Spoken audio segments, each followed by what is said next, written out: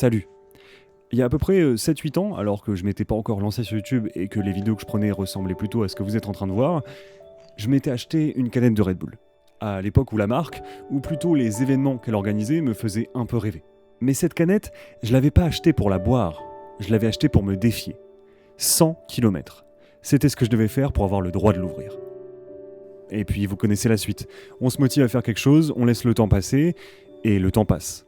Elle est restée là, longtemps, vraiment très longtemps. Et puis en fait, cette canette, il y a 2-3 ans, un jour de grande faiblesse et certainement de mélancolie, je l'ai bu, en me disant que de toute façon, j'y arriverai jamais. Pas la motivation, pas l'envie, et puis surtout pas le niveau. Mais aujourd'hui, j'ai envie de me prouver que j'ai eu tort.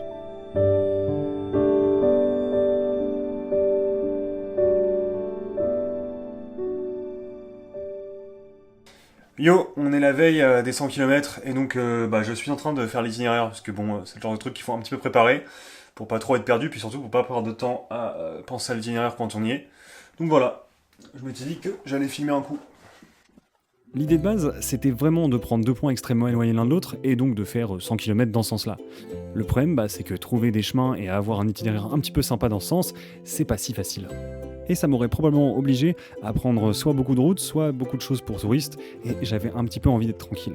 Donc j'ai plutôt décidé de faire une grande boucle avec des lieux que je connaissais et d'autres que je connaissais pas, mais au moins qui me seraient un minimum familiers. Bon, quand on regarde la vidéo dans ce sens-là, on a l'impression que c'est très organisé et que j'ai vraiment pris du temps à prendre cette décision, mais la réalité c'est que je l'avais prise le jour même, et que le lendemain, j'y étais.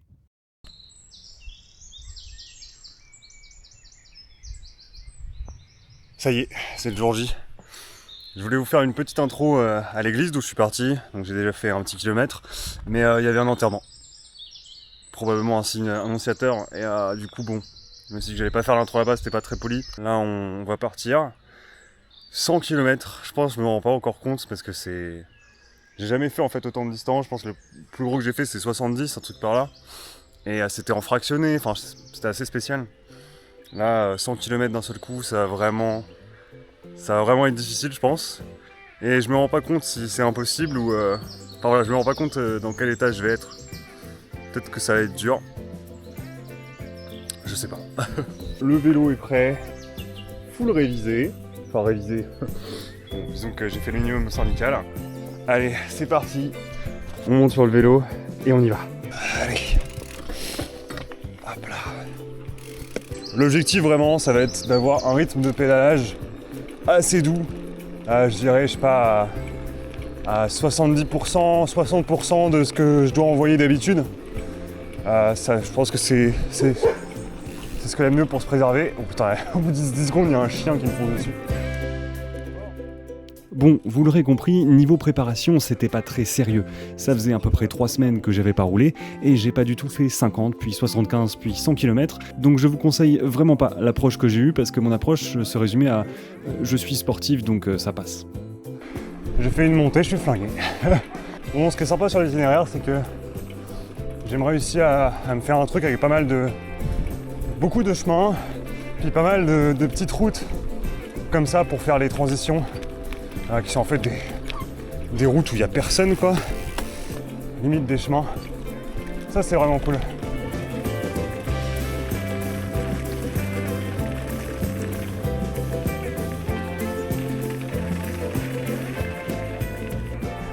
On arrive un petit peu dans de la forêt. Ça goûte un petit peu, ça c'est bien pour le drama, pour la vidéo. Si je me prends une alerte dans la gueule, ça va être formidable.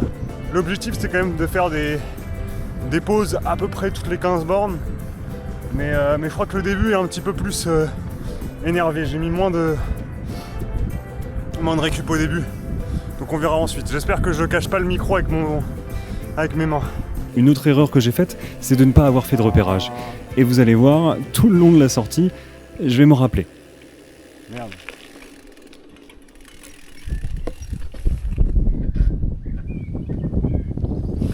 Je pensais que je devais tourner là. Mais probablement pas. C'est le chemin que je suis censé prendre. Ne faites jamais confiance au truc de map, c'est toujours nul. C'est un truc qui devait être prenable en 2013 La plupart des chemins, je les connais, mais là, je m'étais dit, tiens, cette boucle-là, elle a l'air intéressante. Je la connais pas. Du coup, ça me fait chier et je pense que je vais rajouter, enfin, je sais pas... Ah, ça y est, j'ai déjà perdu un bon détour, là.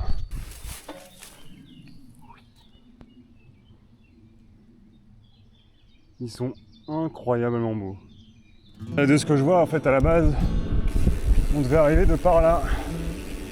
Petit chemin qui a l'air quand même bien plus sympa que ce qu'on est en train de faire. Heureusement, après ce petit contretemps, ça a été plutôt bien. Je suis facilement rentré dans la forêt et puis surtout, j'ai même eu le temps de faire un petit peu de technique. C'est pas vraiment un signe. Bon, on est sur la chaîne de Frost VTT, on n'y est pas. Hein. Il y a du technique, il faut qu'on le fasse. Hop. Allez. D'ailleurs, c'est aussi à ce moment-là que j'ai commencé à avoir mes premiers regrets et puis mes premières surprises, mais pas que des surprises négatives. Là, je vais faire 1 km en 20 minutes.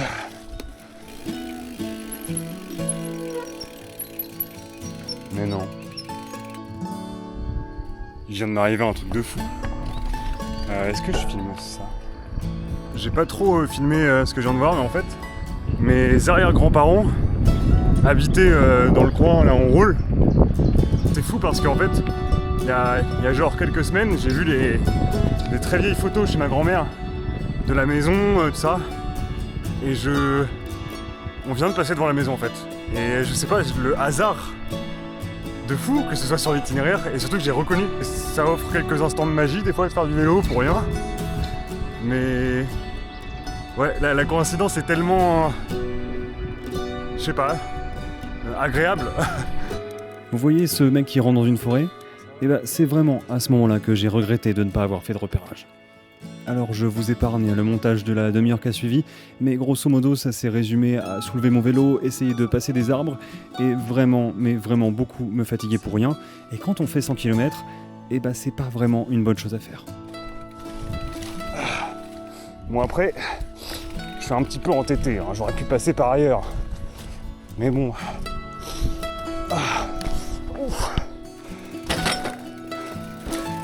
C'est que je vais péter ma chaîne en faisant ça. Pas que ça tourne. Ou c'est un piège. Ou c'est un piège, faut pas que je m'arrête. Oh putain. Ah merde. Ah putain, ça se voit pas, mais c'est un marécage le truc. Après vous voyez, j'ai quand même choisi un jour où il faisait bon, là il fait 18-19 degrés. Parce que je savais que sous le soleil par 35, ce serait trop compliqué. Allez, on sort de là. Oh. Évidemment, je fais cette vidéo et je sais que le kilométrage, ça veut un petit peu tout et rien dire. Vous voyez là, quand j'étais en train de galérer dans les chemins, je fais 30 bornes là-dedans. C'est une sortie de dingue quoi, niveau physique. Alors que je fais 30 bornes là-dessus sur la route, c'est rien quoi. C'est toujours un truc que les débutants ils sous-estiment ça. Ils regardent vachement les kilomètres et le dénivelé. Mais déjà regardez, les kilomètres et le dénivelé c'est bien. Mais en réalité, même les kilomètres et le dénivelé, c'est pas si représentatif. Il y a des sorties qui ont exactement les mêmes valeurs, qui peuvent être beaucoup plus dures l'une de l'autre. N'oubliez pas que ça veut pas tout dire et ça va même peut-être pas dire tant de choses que ça.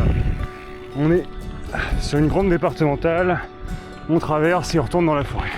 Bon, il y a un truc dont j'ai pas encore parlé, c'est des 250 000 chiens sur ma rando, et notamment celui-ci qui était un petit peu embêtant. Trop gros. Ah, fait chier. Pourquoi ils ont le droit d'être dehors ? Frérot, il y a zéro portail. Il y a zéro portail, le chien, mon gars, il fait cette taille-là. Il t'aboie dessus et j'en sais rien s'il est gentil, tu vois. J'en sais rien s'il protège sa maison.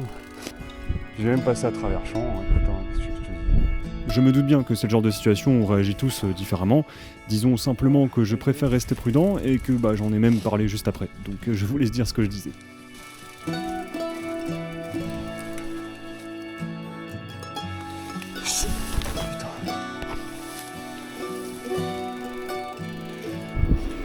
Franchement, les chiens on peut en parler aussi. Hein. tant que tu t'es pas fait courser ou menacé vraiment par un chien, tu te rends pas compte en fait. T'es en mode ok, tranquille. Puis un jour ça t'arrive, comme moi, et après tu te poses des questions, tu vois. Et après cette petite aventure, j'atteignais enfin ma première étape. Voilà. Ah, c'est dur. Premier point de contrôle. On doit être à un quart de la rando. Et c'est un peu compliqué parce qu'en fait le fait que Strava bug, c'est pas tant un problème pour savoir la distance finale en fait, mais ça permet au fait de savoir où on en est. Et surtout, je comptais sur Strava pour avoir le dénivelé. Parce que c'est un peu difficile en fait d'avoir le dénivelé ailleurs. Donc voilà. Ouais, parce que ce que je vous ai pas dit, c'est qu'avec tous ces arrêts, Strava avait tendance à se mettre en pause automatique, croire que j'arrêtais de rouler, alors que pas du tout. C'est juste que j'étais en train de galérer. Mais le problème, c'est que là, ça fait 2 fois que Strava s'arrête, parce qu'en fait, je suis tellement lent dans la forêt, et je m'arrête. Et le problème, c'est qu'il doit se mettre en pause automatique, et après, il doit bugger ou je sais pas quoi, mais là, je suis à 17 km, alors que je suis pas du tout à 17 km. Bon, ça m'a pas empêché de faire une bonne pause pour autant, de manger un coup, et là pour le coup ça faisait vraiment du bien. Mais j'étais un petit peu à l'aveugle au niveau des kilomètres. Je savais que je devais être à peu près à un quart, à 27-28 km, mais j'étais pas vraiment sûr. En plus, avec le temps que j'avais perdu dans la forêt, j'avais perdu un bon 40 minutes sur l'horaire que je m'étais fixé, et j'étais un petit peu frustré de ça. Heureusement pour moi, je me suis trouvé un petit peu de bonne compagnie, et puis je me suis détendu avant de repartir. Je crois qu'il va venir me voir, mais j'ai rien à lui donner à manger. Le pauvre. Allez, on est reparti.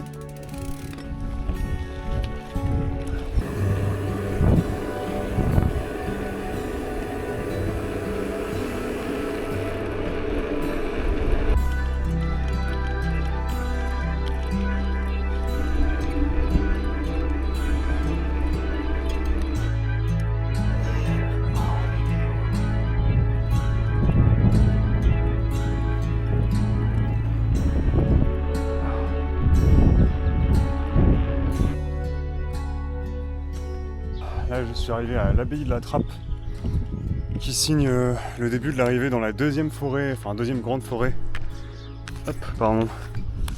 de la sortie. Donc voilà, c'est assez sympa. Pas grand monde. Il y a de l'eau et dans mes souvenirs, elle est potable.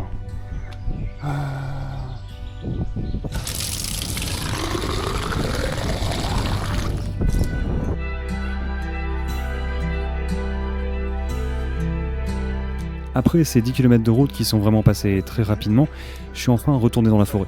Et c'était assez agréable parce qu'elle au moins, elle était entretenue. Alors il y a eu quelques moments techniques. Oh, du technique là-dessus, maintenant. Ouais, j'ai été propre de fou. Notamment une petite montée qui était un petit peu sympa. Ça, c'est clairement le genre de montée technique très épuisante. Là, c'est que de la racine. Il n'y a pas un truc plat.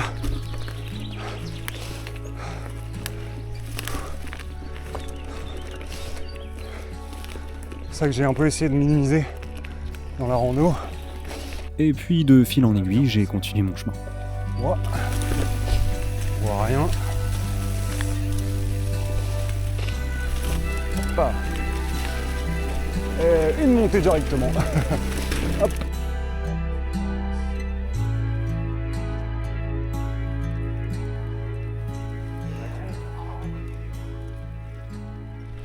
Bonjour. Je viens m'apercevoir que je me suis trompé de chemin à un moment. C'était un petit peu ambigu. Je me suis fait un peu trop confiance, je pense. Du coup, j'ai modifié un petit peu l'itinéraire. Je passe un petit peu par une petite route de forêt pour rattraper l'erreur. C'est là que j'aurais dû sortir de la forêt. À partir de là, j'étais à peu près à 50 km, mais par contre, j'étais en retard sur mon timing, j'avais très faim et il était à peu près 14h. Du coup, je me suis octroyé un petit plaisir. Bon appétit. Ouais, merci. Merci, au revoir. Au revoir.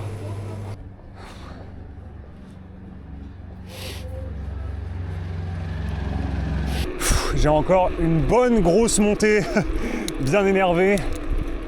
1,5 km environ. Et puis là, on sera arrivé au ravito, à la voiture. Et après cette très longue montée et un petit peu de chemin, j'étais enfin arrivé à la moitié.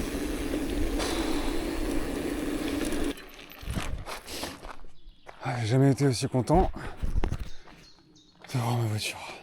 Oh, j'ai tout bouffé, putain. J'étais en train de me dire quand même que c'est marrant parce que le VTT c'est vraiment un sport où il y a tellement de façons variées de le pratiquer. On peut chercher vraiment beaucoup de choses en fait dans ce sport, je trouve.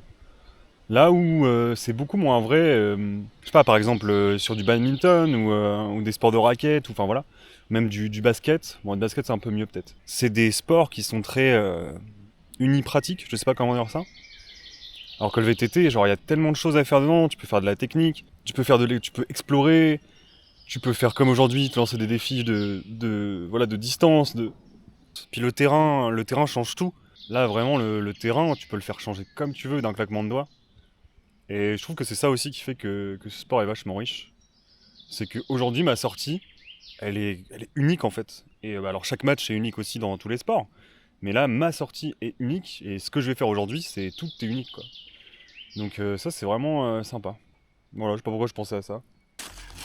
Oh lui, je vais le dégommer.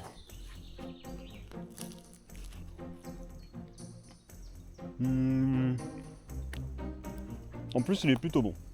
J'ai décidé de m'autoriser un petit truc. Après avoir un peu consulté Google Maps et tout, je devrais être à 57,5 à peu près en termes de kilométrage. Sauf que sur Strava, je suis à 49, 50. Du coup, ce que j'ai décidé de faire, étant donné que j'ai fait une erreur, que j'ai fait un petit peu plus de parcours à un moment, de prendre la voiture pour faire un petit peu de bornes, laisser Strava allumé, comme ça rajoutera des bornes, mais pas assez de toute façon pour rattraper le retard que j'ai. Voilà, mais c'est juste histoire en fait de mettre la voiture ailleurs, ça me permet de modifier un petit peu mon tour et de gratter quelques kilomètres sur de la route. Ça change rien, c'est juste que je prends un petit peu la voiture pour la mettre à un endroit différent. En tout cas, j'ai bien mangé, mais la preuve que la sortie est difficile, c'est que même en ayant mangé, même en étant reposé un petit peu là, et bah j'ai toujours la flemme de repartir. Ce qui, je m'attendais pas forcément à ça. Donc on va voir ce que ça donne pour la suite, et puis voilà. On est reparti.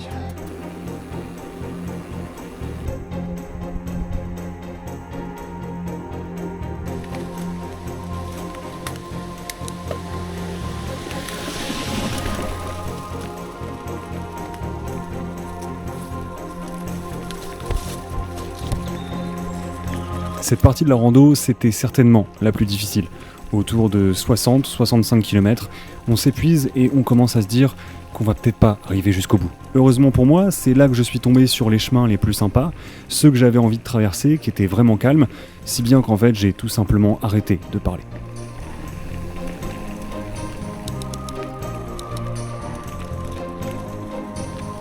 Oh, ça descend.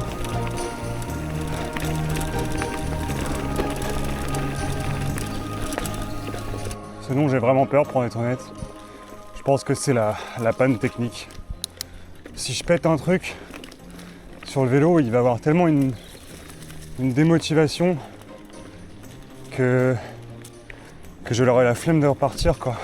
Et mis à part mes craintes techniques, il y avait aussi un côté liberté qui était très agréable. Ce côté qui a plutôt tendance à se révéler quand on explore, mais qui, sur une sortie aussi longue, s'était révélé aussi. On s'habitue trop à des routines. On fait toujours la même sortie, alors ça peut être sympa. Il suffit vraiment de prendre sa voiture, de faire 15 bornes. Et on se trouve un terrain complètement inconnu. Il a l'air sympa le chemin en face.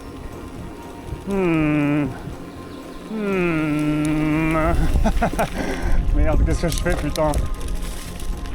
Oh, ça a l'air bien.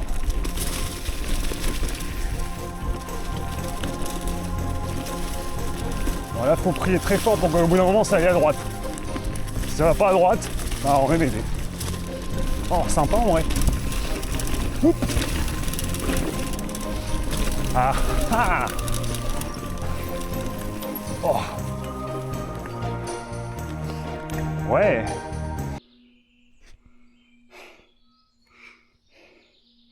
Et merde. Oh putain. Oh, vas-y, laisse tomber. Oh. L'enfer. Ah, je l'adore ce petit chemin. Tellement un jeu de passer entre ces arbres.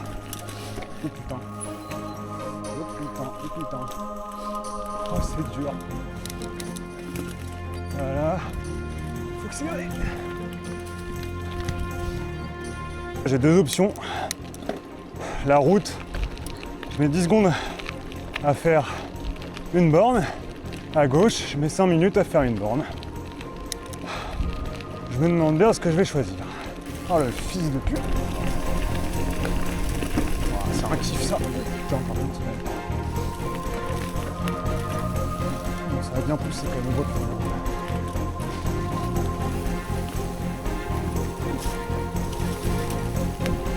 Ah, il fait tellement plaisir ce chemin. Je me rappelais pas que l'ongle il était si prononcé. Voilà.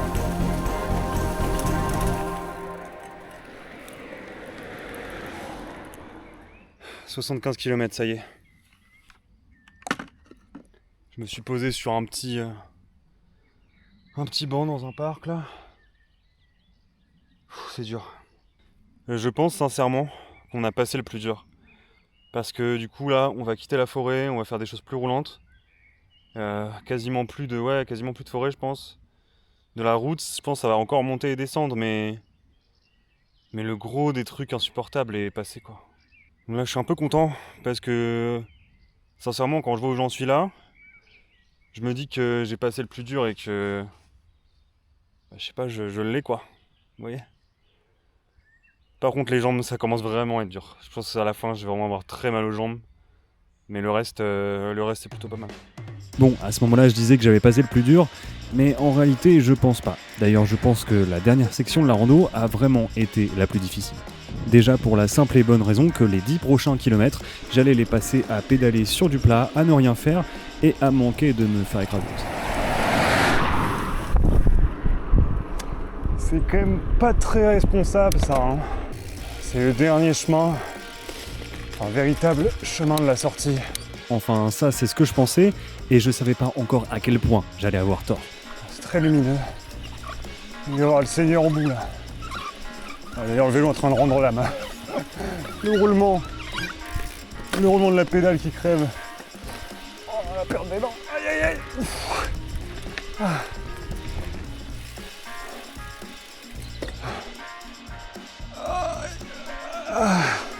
Et voilà, j'étais déjà à 90 km au compteur, donc je me permettais de faire ma dernière pause. Malheureusement, la suite a quand même été assez compliquée. Ah, c'est le moment où vous allez comprendre pourquoi j'ai bien fait de faire une pause ici.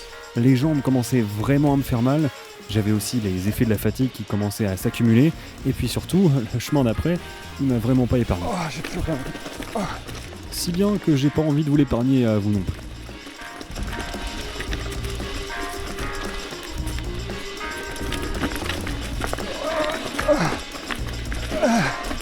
Aïe.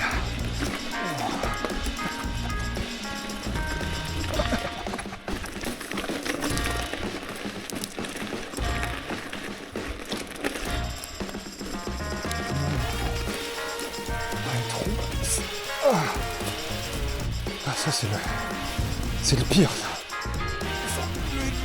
Ah, j'ai plus de force.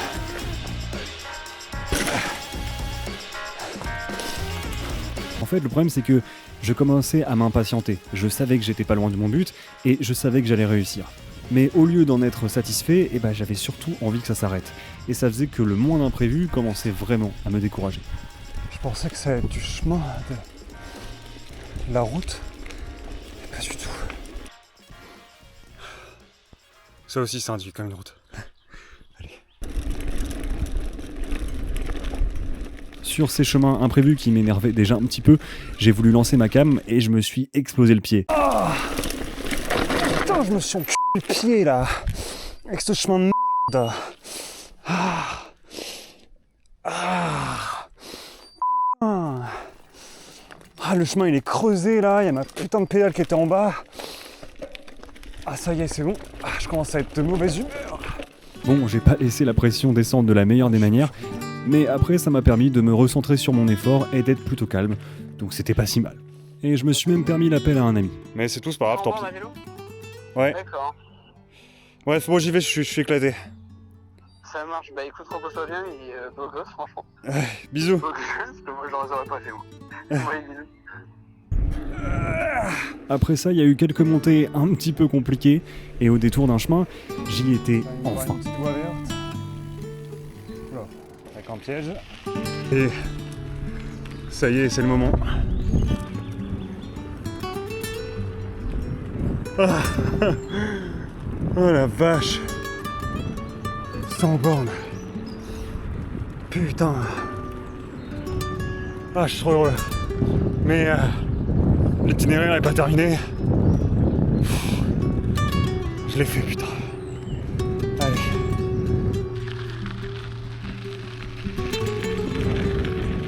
Allez, c'est le dernier tour de roue. Une grande montée. Une grande descente. Et c'est les marches de la victoire.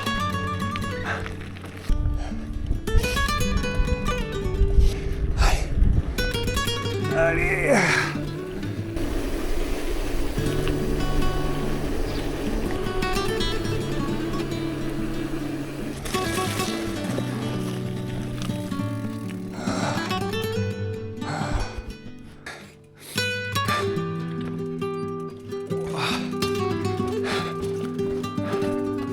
Les marches de la victoire.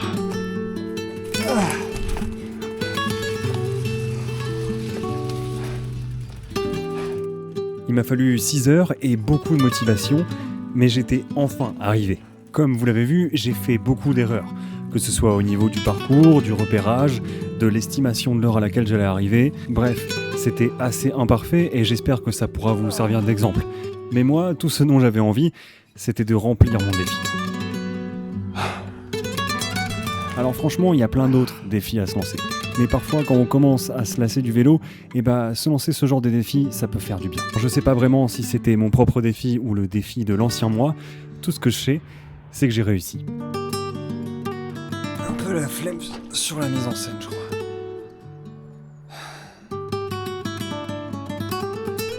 La moitié effacée, mais toujours là.